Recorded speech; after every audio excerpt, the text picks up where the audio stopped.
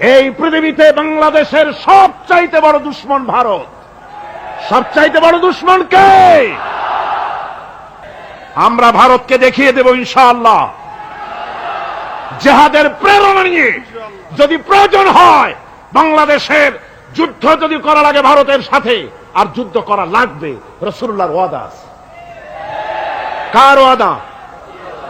নাসাই শরীফ, ইবনে মাজাহ, এই ৭৭ দুটি হাদিসের মধ্যে হযরত আবী হুরায়রা রাদিয়াল্লাহু তাআলা আনহু বর্ণিত হাদিস রয়েছে। বলেছেন দুই শ্রেণীর লোক কিয়ামতের দিন জাহান্নাম থেকে মুক্ত হয়ে যাবে। এক শ্রেণী হচ্ছে যারা ঈসা আলাইহিস সালামের সাথে সাথী হয়ে যারা লড়বে আর শহীদ হবে, কিয়ামতে তারা জান্নাতে যাবে, জাহান্নাম থেকে মুক্ত। আর দ্বিতীয় শ্রেণী, ভারতের সঙ্গে একটা যুদ্ধ হবে, রাসূল বলেছেন হিন্দুস্তানের সঙ্গে একটা লড়াই হবে। ওই লড়াইয়ে যারা শহীদ হবে, রাসূলুল্লাহ বলেছেন কিয়ামতের দিন জাহান্নাম থেকে আল্লাহ মুক্ত করে দেবে।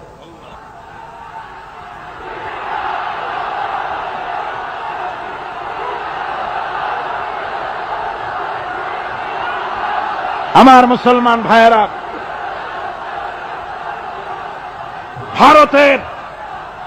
ভারতের জনগণের সাথে আমাদের কোনো বিদ্বেষ নাই, ভারতের জনগণের সাথে আমাদের কোনো শত্রুতা নাই, ঠিক কিনা?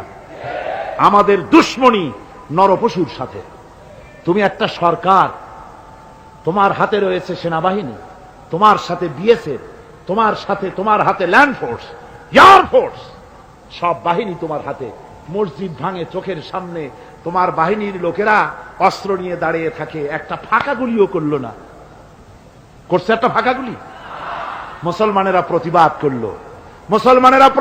করলো, সেই প্রতিবাদের মুখে মুসলমানদেরকে গুলি করে করে মারা হলো। কারফিউ দিয়ে পুলিশেরা মুসলমানদের ঘরে ঢুকে মুসলমানদেরকে বের করে এনে বেয়নেট চার্জ করে শহীদ করে দিয়েছে। দিল্লি, মিরাট, থামো। দিল্লিতে, মিরাটে, কলকাতায়, বোম্বে, মাদ্রাস, গোটা ভারতে সাম্প্রদায়িক দাঙ্গা দিয়ে ডুবিয়ে ফেলেছে। মুসলমানেরা আজকে সেখানে এতিম অবস্থায় পড়ে আছে। সেই লড়াই ভারতের সাথে আমাদের হবে। ওই লড়াই যেদিন বাঁধবে, বাংলাদেশের সেনাবাহিনী, air force, land force, police শুধু এরাই যুদ্ধ করবে না, বাংলাদেশের 12 কোটি তৌহিদি জনতা শহীদ তিতুমিরের বাস হাতে নিয়ে ভারতকে পিটিয়ে ঠান্ডা করবে ইনশাআল্লাহ।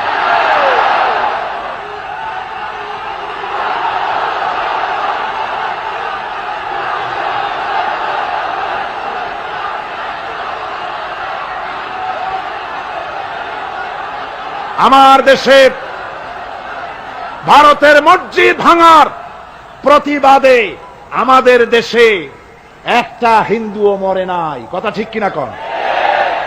কিন্তু ভারতে ভেঙেছে তারা বাবরি মসজিদ, আমার দেশের 15 জন মুসলমান পুলিশের গুলিতে নিহত হয়েছে। আমার দেশে হিন্দু মরে নাই, তোমরা আমার দেশে সেখানে আমার মুসলমান মেরেছ।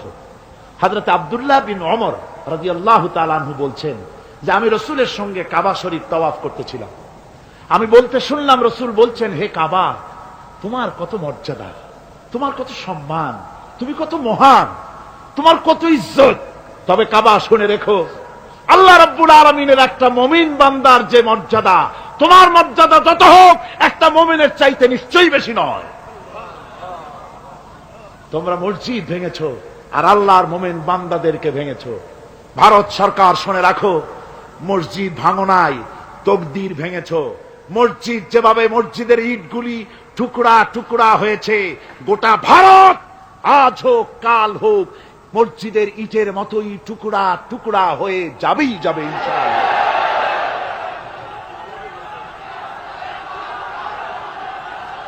তবে আমার দেশের মুসলমানদেরকে মনে রাখতে হবে, আমরা প্রতিশোধের নীতিতে বিশ্বাস করি না। ভারতের বাবরি মসজিদ ভাঙার ব্যাপারে বাংলাদেশের কোন হিন্দু দায়ী নয়, কথা বুঝতে পেরেছেন? আমরা একজনের অপরাধের শাস্তি আর একজনকে দেই না। বাংলাদেশের কোন হিন্দু ওই ঘটনার জন্য দায়ী নয়। আমাদের দেশে মন্দির 2-4টা ভেঙেছে, আমরা খবর নিয়েছি, এই মন্দিরগুলি মুসলমানেরা ভাঙে নাই, এই মন্দিরগুলি ভারতের এজেন্টদের উস্কানিতে হিন্দুরা নিজেরা ভেঙেছে,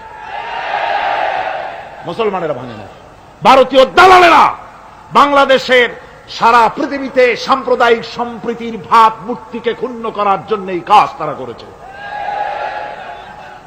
নরসিংদীতে, আরে মিয়া থামো না, নরসিংদীতে সেখানে দেখা গেছে গভীর রাত্রে কাপড়ের দোকানদার হিন্দু ঘরের সমস্ত কাপড় চোপড় সরাইয়া নিজের দোকানে আগুন দিতে গিয়েছে, পুলিশ তখন তারে ধরেছে।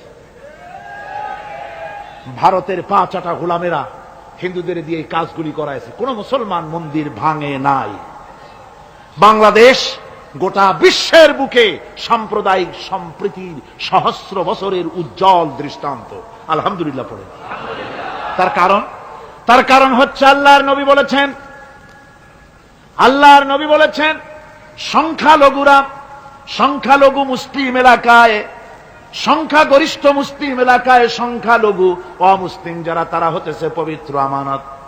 ওই আমানতের কেউ যদি খেয়ানত করে, অর্থাৎ অমুসলিমদের পরে যদি কেউ অত্যাচার করে, তাহলে আমি নবী মুহাম্মদুর রাসূলুল্লাহ সাল্লাল্লাহু আলাইহি ওয়াসাল্লাম কিয়ামতের দিন আল্লাহর দরবারে মুসলমানদের বিরুদ্ধে মামলা দায়ের করব। এই জন্য আমরা সবচাইতে পরধর্ম সহিষ্ণু জাত।